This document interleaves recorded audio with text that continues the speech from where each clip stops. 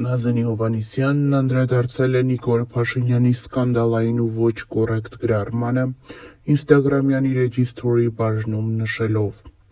«Խնդիրն այն է, որ չմարդն ու չհայը դեռ օրակարգ է ստեղծում, դեռ կա, ղեկավարում է, ու մի բան էլ ամեն օր նոր օրակարգ է ստեղծում, որ բոլորը միաբերան քննարկեն, փոխարենը միասնական ուժերով վերջնական լուծում տան»։ Նշենք, որ վարչապետ Նիկոլ Փաշինյանը շարունակում է թիրախավորել եկեղեցին։ Վաղ առավոտյան Նիկոլ Փաշինյանի էթիկայից դուրս գրառումը առաջացրել է օգտատերերի վրդովմունքը։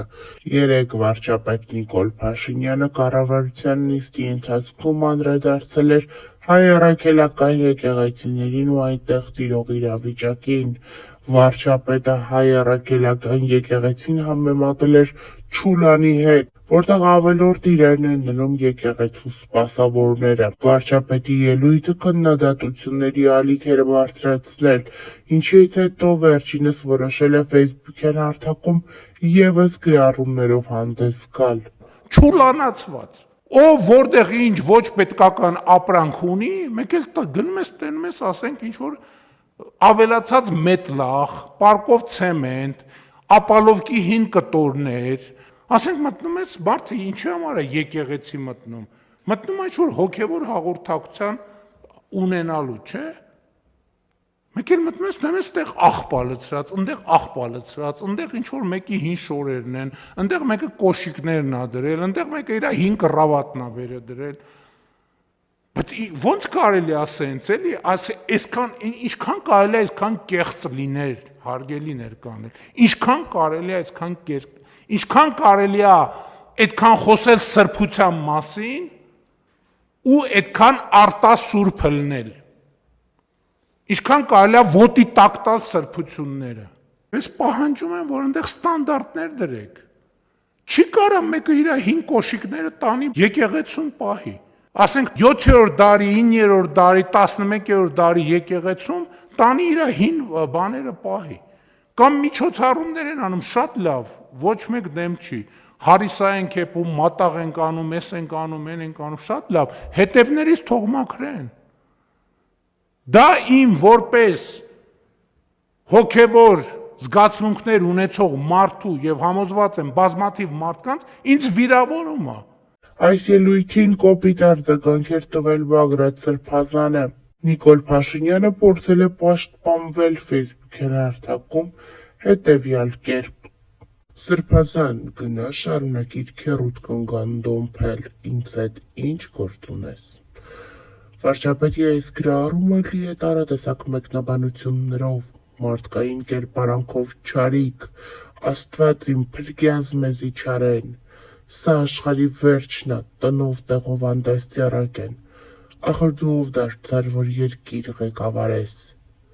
Այսպիսի մեկնաբանություններ են գնում վարչապետ Նիկոլ Փաշինյանի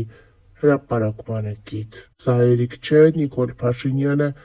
հաջորդիվ կրկին հրապարակում է կատարել։ Անհրաժեշտ է առերեսվել այն հարցին, թե մեր եպիսկոպոսաց դասից քանի հոգի է հավատարիմ կուսակրոնության ուխտին։ Այս հրապարակումը ևս լի է մի շարք մեկնաբանություններով։ Ձեր հետ նորմալ է սաղ։ Դուք ձեզ հակասում եք, համ գրում եք սրբազան, համ ստորացնում սրբազան հասկացությունը, եթե ունեք ինչ-որ ապացույց կամ նմանատիպ բաներ զբաղվեք դրանով, այլ ոչ թե հավատացյալ մարդկանց նեղացնելով մեղմ ասած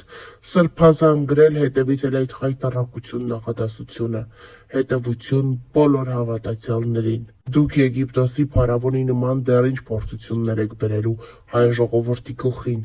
ժամանակը գնաց, ես վստահ եմ։ Իսկ անհրաժեշտ է առերեսվել այն հարցին, թե դուք թուրք եք, թե հայ։ Ոնց կարա հայը, այն էլ որ ներկայացնում է ամբողջ աշխարհին Հայաստանը, հային ու հայկականը, այսքան սրբապիղծ լինի, ատի այսքան կրոնն ու հայկական ամենարժեք, ազգովի գետինն ենք մտնում, քո ընտանիքի փոխարեն, երկրի ղեկավար ես, ոչ թե լրագրող։ Լավ է, ժողովուրդը միթե չի տեսնում իրականությունը։ Լավ կլինի փորձես հասկանալ երկրի ղեկավարներից քանիսն են թրքամետ, հայատյաց, քանիսն են հրճվում Էրդողանին տեսնելիս, քանիսն են հայրենիք նվիրում, գերիներին տարիներով թշնամու մոտ պահում, քանիսն են այնքան ճղճին, որ Աստծու սպասավորի մասին նման կերպ արտահայտվեն։ Դու դավաճանել չես, դու թուրք ես։ Այսպիսի մեկնաբանություններ են գնում Նիկոլ Փաշինյանի հրապարակումներին կից։ Նիկոլ Փաշինյանը հաջորդիվ գրում է. ոմանց ուզել է, որ ես պաշտոնապես ամուսնացած չեմ, մեր հոգևոր վերնախավի կեսը նույն վիճակում է, ու դա ոմանց չի ուզում։ Նիկոլ Փաշինյանի հետևյալ գրառումը ծաղրուց անանքի է վերածվել Facebook-յան հարթակում։ Մարդիկ գրում են տեղերը ուր ա, մեկը չկա հեռախոսը վերցնի ես մարդու ձեռքից,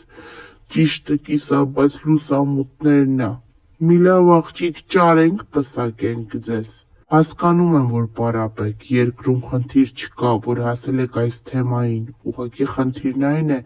որ ի տարբերություն հոգևորականների, եթե անգամ այդպիսիք կան, մենք ենք վճարում ձեր սիրուհու ծախսերն ու ցոփ ու շվայտ կյանքը,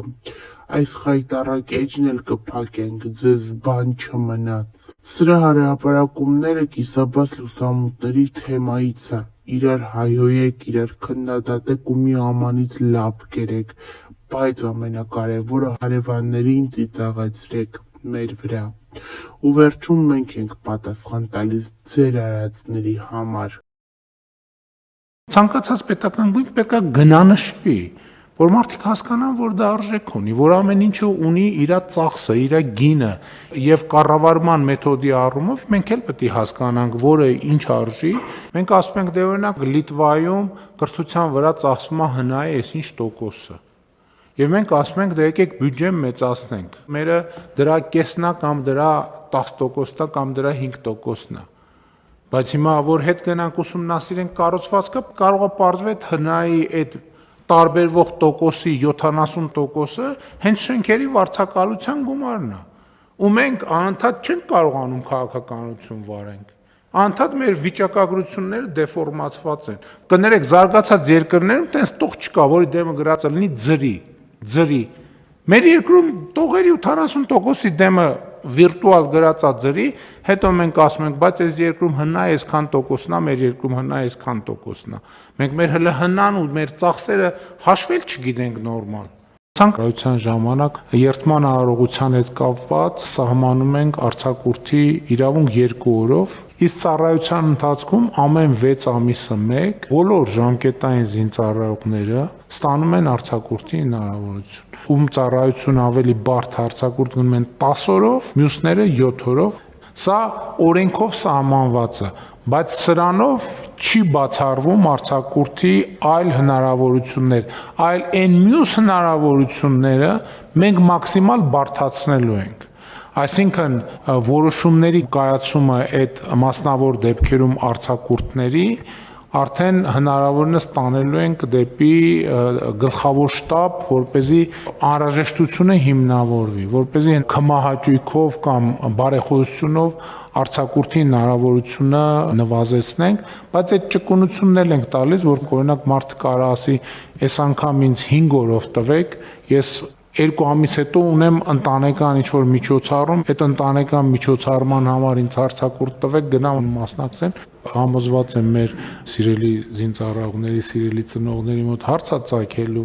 Այս կարգավորումը ուժի մեջ մտավ, ասենք օգոստոսի 1-ին, որ պահից է սկսելու գործել։ Քանի որ ինքը բարելավող նորմա, երևի կնայենք ով ինչ ծառայության ժամկետը անցե եւ տրամաբանություններ, որ մասնանք, եթե չենք տվել, չի ունեցել այդ բանը, միգուցե այդ մի մասով տանք արձակուրդ։